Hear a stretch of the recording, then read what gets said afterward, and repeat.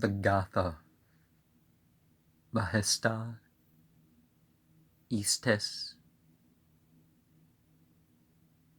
Vahistoisti. This Gatha, named from its first words,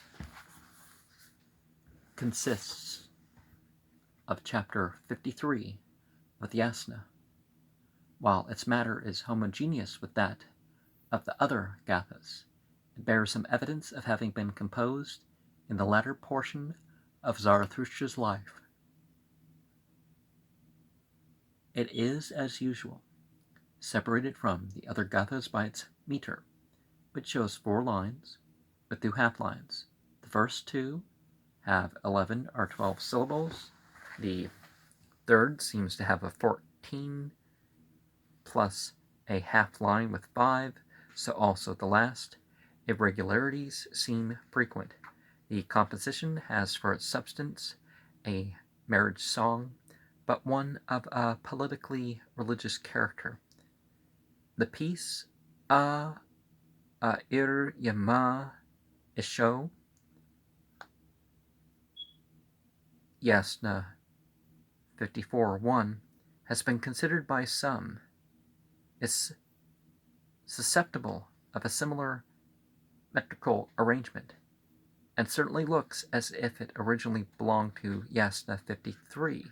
It is, however, otherwise divided by Bartholomew from the past form of Sravi. Some have thought that Zarathustra was no longer living when this hymn was composed, but the word may only mean his prayer has been or is heard. If we must, however, render was heard, this does not determine the certainty of Zarathustra's death. The expression of Zarathustra's spitamo also gives the impression that some heir to Zarathustra's office and prestige existed, but even this is not decisive, for a future successor may be for a time a contemporary, while, on the contrary, the nuptials of Zarathustra's daughter, the mention of his name, and the reference to her father as the one from whom her bridegroom obtained her, indicate that Zarathustra may well have been still living. The latter forms, Zarathustraha and Phedro, remain as indications of latter origin than the actual period of Zarathustra's lifetime, but these circumstances may be owing to accidental causes. The style has freshness and vigor throughout, and would indicate Zarathustrian influence, if not authorship. That Zarathustra does not speak in the first person has no importance whatever in the question. The piece is not, of course, a whole, but it may well be a whole out of which parts have fallen. That the subject passes on to the old polemical vehemence in which the last verses is far from unnatural. The marriage festival of Zarathustra's child must have been, if without intention, a semi-political occasion, and the bard would express himself as naturally with regard to the struggle which was still going on. The latter fact also shows an early date.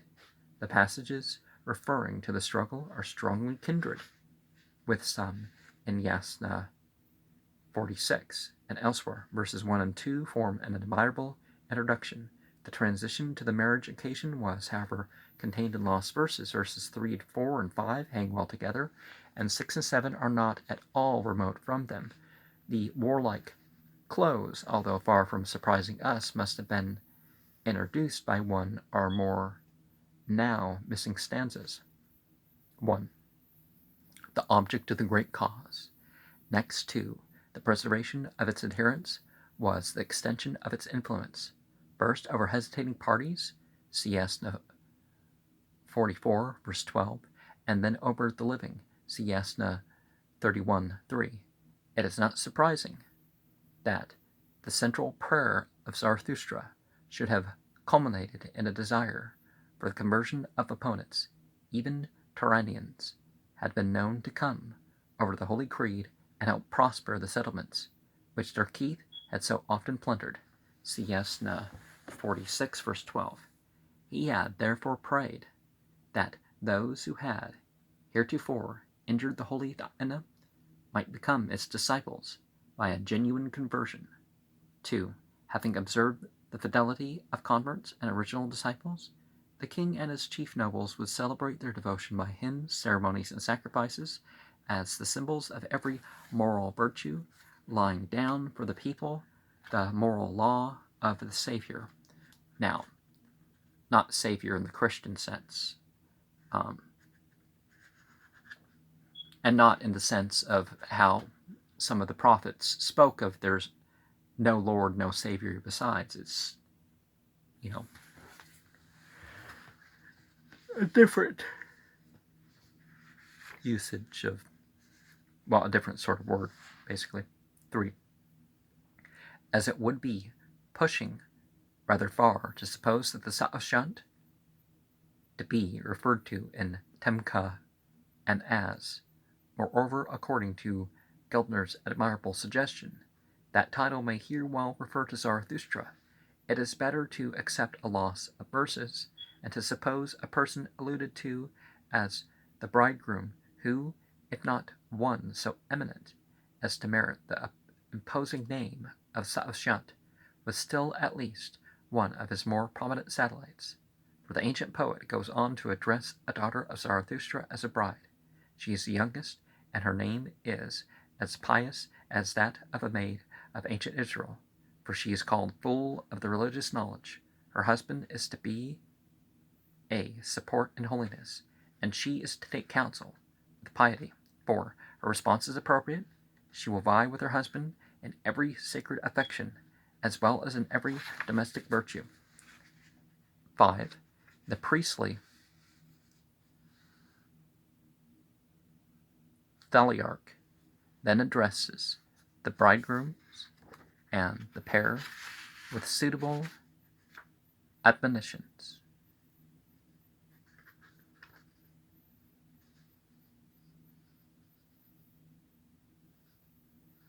To piety and affection. 6. Turning now to the assembly, possibly after the recital of some stanzas long since vanished, he proceeds with warnings and encouragements. He will exorcise the demon who was especially the slave of us, but he warns all men and women against the evil Vayu, the spirit of the air. 7. Charitably concluding that they would come forth as conquerors from the trials which still awaited them, he next warns them against all solicitations to vice. 8. Having named profane demons, his polemical zeal becomes fully inflamed. Anticipating with fierce delight the sufferings of the wicked, he calls vehemently for the champion who may, in alliance with neighboring potentates, deliver up the murderous false leader, giving peace to the masses, and he entreats that all haste may be used. 9. To arouse the great chiefs to their duty, he recalls, as in Yasna 32, the success of the foe, and he calls for the prince who may overthrow and expel him, but as if well aware that the human arm cannot alone bring salvation, he attributes to Ahura the sovereign power, which alone can guard helpless innocence against lawless plunder and oppression.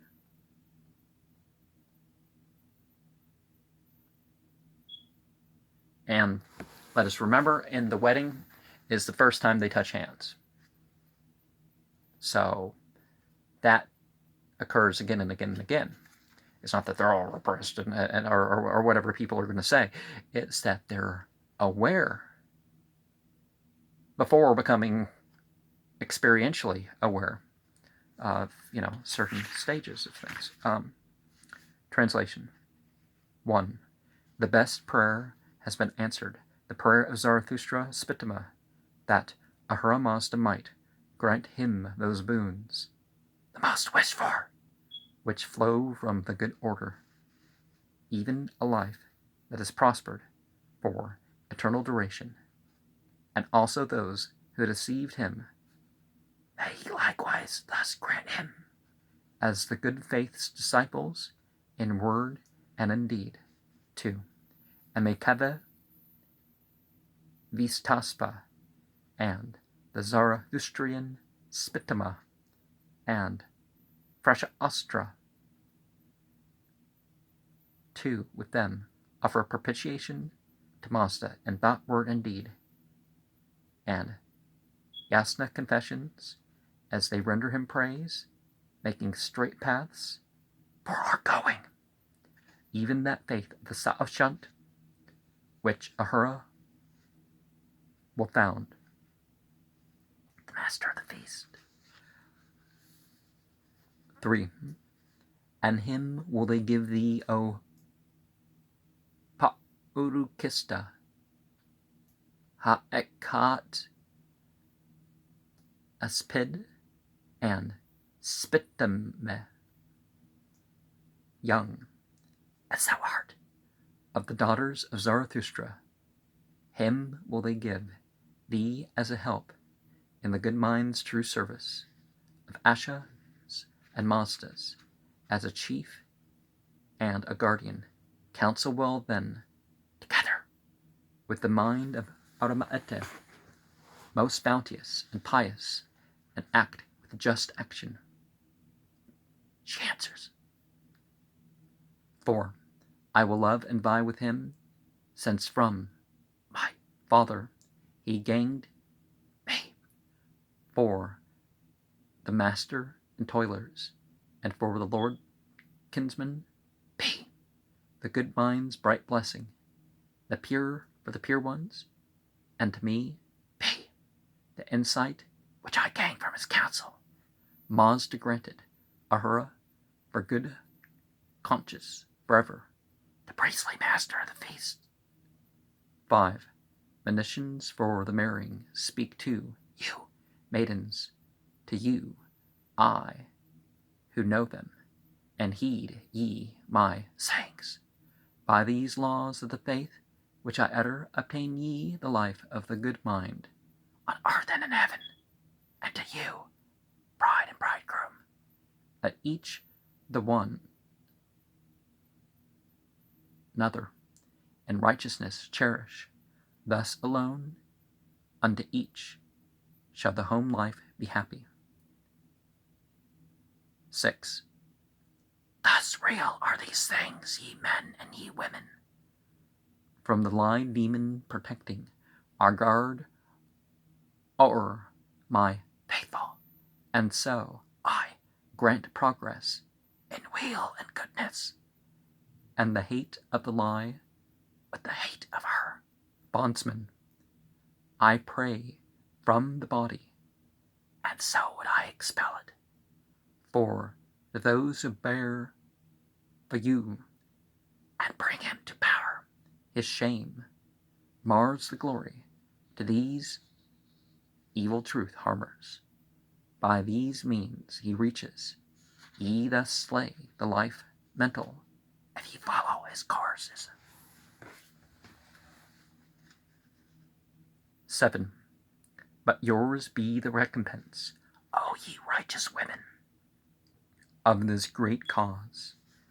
For while lustful desire, heart inflamed from the body, there beyond goeth down, where the spirit of evil reaches, to ruin still, ye bring forth the champion to help on the cause, and thus conquer temptation. So your last word is Vayu, ye cry it in triumph. 8. And thus let the sinners by these means be foiled and consumed. Be they likewise, let them shriek in their anger.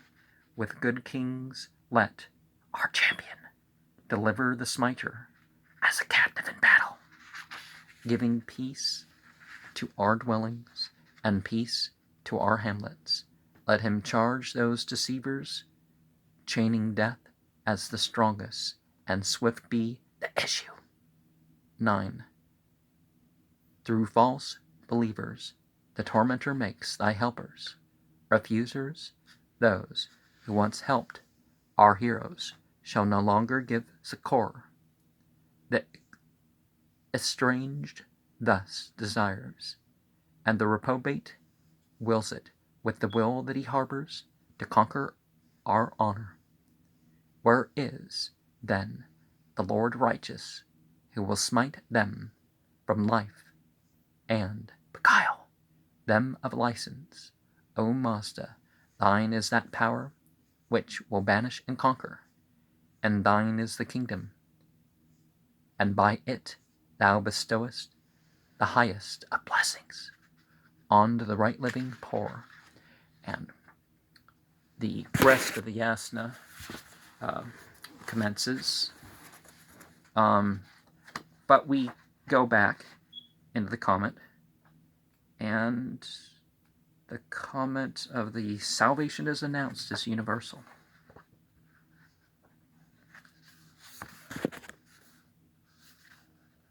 And so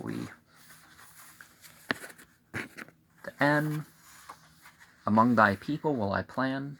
So verse 9. The Pahlavi, Sanskrit, and Persian translations would here be regarded once more as extremely close, even by opponents, if reasonable in their estimates. Manayai seems to me hardly an infinitive, as it is comparatively seldom that an infinitive falls to the end of a sentence, either in Gathic or Vedic. I prefer the indication of the Pahlavi with Justi and Bartholomai. And in that next verse, we might refer the likewise grant me in verse 10. Read perhaps da these, later shortened to suit the meter. Or ask us that we may be questioned by thee with which shall be asked by us of thee. Okay. And then we go on to verse 11 with your words, first impressed, so in the middle of that. The Pahlavi translation bears evidence to a less subtle and therefore more probable sense here, but at the same time to a rarer grammatical form. It renders di da in he as a third person, indicating an instance of a third person in a, and not in the perfect. It also recognizes a reduplicated form by its pavan nikezisno nikezedo. The Pahlavi translation has a curious error, or still more curious freedom, has Rubak Dahisni with the devoted one declared. Here and elsewhere, possibly the Gathic text before the last compiler differs from ours.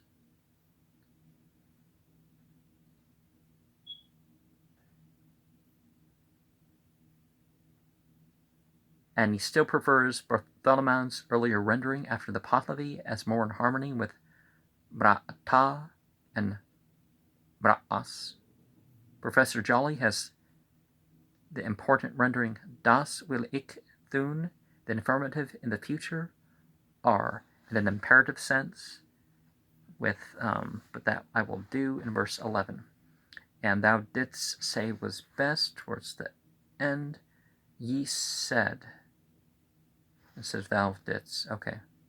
The Pahlavi unvaryingly has kabed as the mention of the fullness, the plurose of the Bible, right?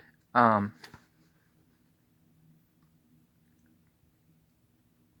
do we have a missing subject somewhere amongst all this? But we do have talk about the splendor in verse 12 there. And we read Maza Raya. Raya cannot well mean riches here. The Pahlavi also indicates the division by its free or erroneous Mazratu, Rad, Sra'asha, an obedient will personified, guides the soul, as in the later Parsism. And here, at the end there, the contending throngs, we have an important reading. Ran-o ibyo is against the duel of K4, etc. See Geltner. No mention of the fire occurs, and as the form does not agree with Arane, we may well doubt that the comparison view of Asayau in Yasna 31 verse 2 and the unvarying and uniformed Patkar Dharano of the Pahlavi, the rendering with the sticks is, however, mildly be adapted and must be considered as an emphatic alternative. Now, I don't have my.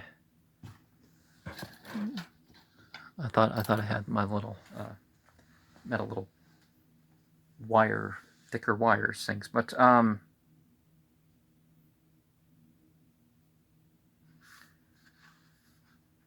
anyways, ritual implements they were. And at the end of the verse, as the blessing, the Pahlavi supports the reading of V for Ve. It has Bara, Ashi, might also mean merely holy as an adjective. In Yasna 28, verse 7, he asks for it, that he may crush the malice of the foe. Juste merely suggests Yanem are understood. The Pahlavi divides Darsta ete and, as I hold, mistakes the root, as was inevitable. The ancient scribe feared to restore the severed fragments which appeared as so often in the manuscript before him. I would read Darsa ete with Spiegels. So Bartholomew later, however, recurring to a division with Geltner after the Pahlavi for the sake of bringing out an infinitive. Va'irya'u, contracted from Va'ir-ya-ya'u, by a corrupting improvement to regulate the meter. But you could say perhaps that bit in verse 13 here is something that was intended for certain meanings that it would have. And we go on to verse 14, the man enlightened. The Pahlavi indicates the following as against the rendering possessing. With regard to Mazda'u and Medva, I should perhaps long since have stated that I object to the comparison, not only because Medva is a feminine and, as Grassman has supposed, possibly represented by the Zend, Mad, Greek math, but simply because wisdom is an abstract, while Su Medvas, as a compound, does not apply so directly. I hold, however, that Mazda, the feminine noun in Yasna 40, verse 1, is Medva. It is also not impossible that the word may be represented with differing shades of meaning by both Mad and Mazdam. And that's the feminine there. So I stand forth, verse 14, read perhaps, Fraxta or Frasta. With thine advancing kingdom I am to go forth to Fras As. Professor Jolly has the important rendering, Equal Mike Erheben. The infinitive in a future or imperative sense. And chieftainships, not just chiefs, but per se chieftainships, compare not with exactness, however, Sar Dhamse. The idea of reciting from memory seems to be included in Marente. Now, you can go through things and go that sort of thing, but the best thing with spiritual literature is to have it in you. The rendering paurus as a plural of purus is attractive, but drgvato hardly meets and seldom has a substantive. The wicked equals wicked men, and, on the other hand, na constantly claims an accompanying word. Na esmano, na faed emno, havona erethuo, na spento, ya na kavana, etc. It's also probably that the words na and paurus as puravas should come together. Let not a man, men evil, ingratiate. Compare for some sense here, pervit us in one or more of the applications. Possibly the meaning is, let not a man be foremost in conciliating the wicked. The Pahlavi likewise has kabed freely. Naryosang has ma nara prakuram dur gatanam buhyat yatha kathamkit sat kurta. An important rendering is that of Professor P. Jolly.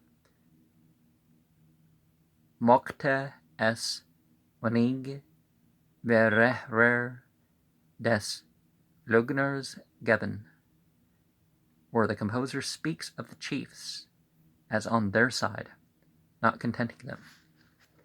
And at the end of verse 15,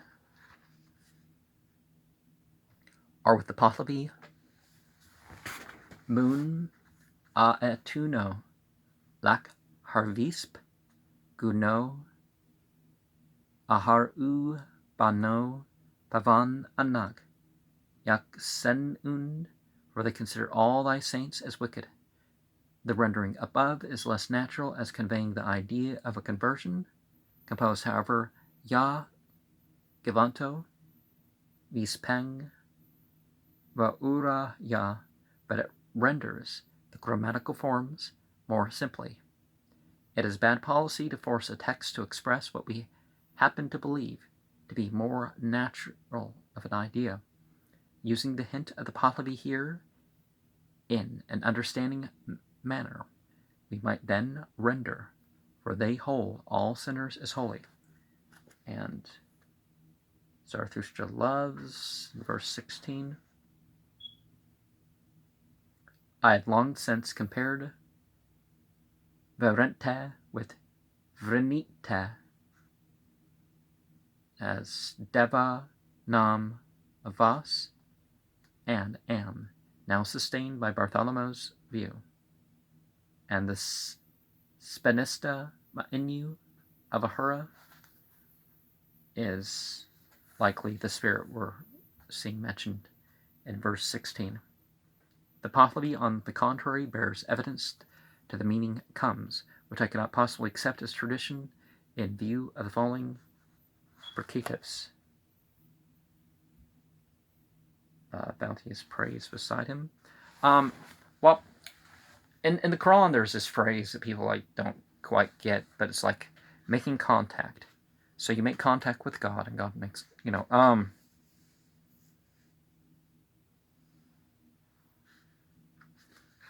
And the final note of that chapter, and rewards for the deeds, Nergyoseng, I guess for the whole verse, the kingdom becomes established in a manner completely manifest in the Son publicly, through mental perfection and upon the workers of righteousness.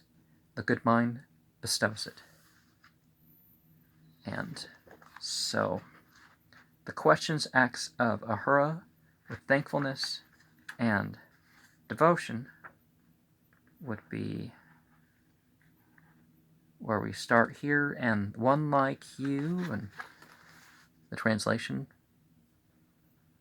Some who seldom cite the Pahlavi follow it here. Niya yesno zakmun ae tuno. Niya yesno I lekum dino Otherwise, one might read Name with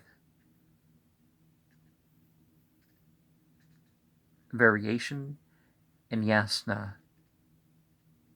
58:3 and render, how shall I bow myself in your worship? And later in that verse, we have the help to us. The Pahlavi Hum Kardar is likewise follows.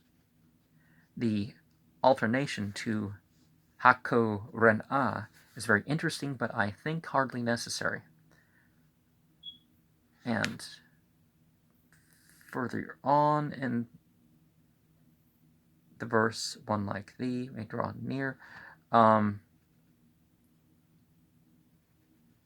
Observe the great difficulty in referring Kshma Vato to a human subject. Here we have the homage of the one like you, of yours, some would say. In Yasna 33, verse 8, we have Yasnem Mazda, Ahura. Kshma Vato in Yasna 34, verse 2. Kshma Vato Vahme in Yasna 49, verse 6. Tam da en ya Kshma Vato Ahura. Kshma Vato is sometimes merely a way of saying of thyself, as Mava et te me. Observe the emphasis on his drawing near, otherwise let your one declare it to my friend. And that's the end of the verse, drawing near. So in verse 2, the better world, see Yasna 31, verse 8. See, however, also that Harlez's suggestion, perhaps after the hint of the Pahlavi, Quella etel argent, that's like French, right? Here we have another instance where an entire verse seems to allude to her in the third person, with an address to him thrown in, or at the close, in connection with the Angius Vahista Ahura must be the Paurvya, as in Yasna 31, verse 8, where Roth renders, for Nepster, the guardian, is also Ahura. And I cannot fully accept the hint of the Pahlavi here, as others do who seldom heed it. I do not think that sin is so much indicated as destruction when we talk about the ruin